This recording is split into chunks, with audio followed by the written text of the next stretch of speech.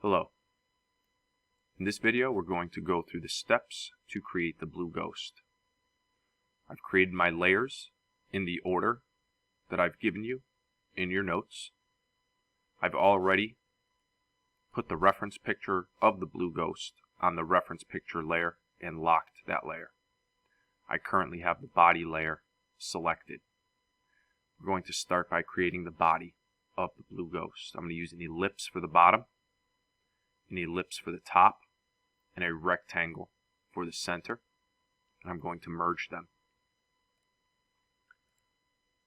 I'm going to create no fill, no stroke, and I'm going to create a fill. Holding Alt will allow me to create a ellipse from its center point. I'll get it roughly in position, and eventually I will make edits using the black arrow.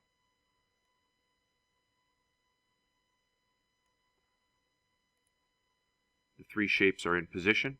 Using the black arrow, I'm going to adjust them as best I can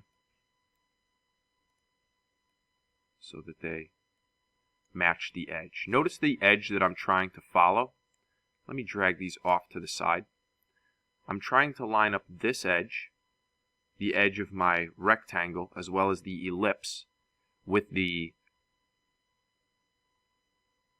line in between my dark blue stroke and my black stroke. That is where I am attempting to line my shape up with. I think I'll select my initial ellipse and stretch that down a bit just to follow that a bit better. That looks really good. At this point, I don't even think I'm going to adjust opacities. I'm going to select all three shapes, and with my pathfinder, I'll merge. If you need to make adjustments with your white arrow at this point, do that. Selecting this, I just want to zoom in, and I notice that I have two anchor points side by side. This is going to give me trouble later. So, selecting your pen tool and selecting the delete anchor point tool, we're going to delete the outer anchor point from both sides if an extra one exists. We only would like to have one anchor point on each side. One at the top, one on the left, one on the right, and then the two at the bottom as well. I'm going to select this, and I'm going to remove my fill, and I'm going to add a very bright stroke. I'm going to click to close my stroke menu and then zoom in. Hopefully you can see that my stroke is being bisected by this stroke line that I've created. Opening my stroke menu, I have my stroke aligned to the center. I can also align it to the inside of my line. Here's my stroke, and the color is being represented inside. What I want for this first stroke is it to be aligned to the outside. I will then increase my stroke till I hide my outer black ring. I'll set that to black, and I will deselect. Reselecting, I'm going to hit Control-C to copy this, and then Control-F to paste a copy on top. I'm going to align this new copied items stroke to the inside of my line.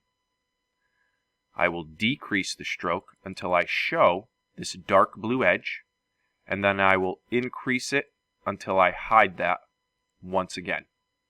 At this point, this stroke should be set to dark blue, and I will also turn off my reference picture. Well, I thought I had made a copy, but I obviously did not. So, with this selected, I am going to set my fill with this shape to the light blue. I'm going to select this again, Control-C to copy it, and F to paste it. This new one will not have a fill, and it will have a black stroke. I'll turn my reference picture back on. With my stroke, I'm going to flip that to the outside. I'm going to increase it until I begin to hide and then decrease it till that black stroke is visible. I now have two items here that were created from the same shape. This blue shape has a stroke set to the inside of the line. That's the dark blue. And then the light blue area is a light blue fill. This object has a stroke that's set to the outside of the line, and it should lay directly over the top. So here is my body layer complete. I'll lock that and hide it, and then turn my reference picture on again.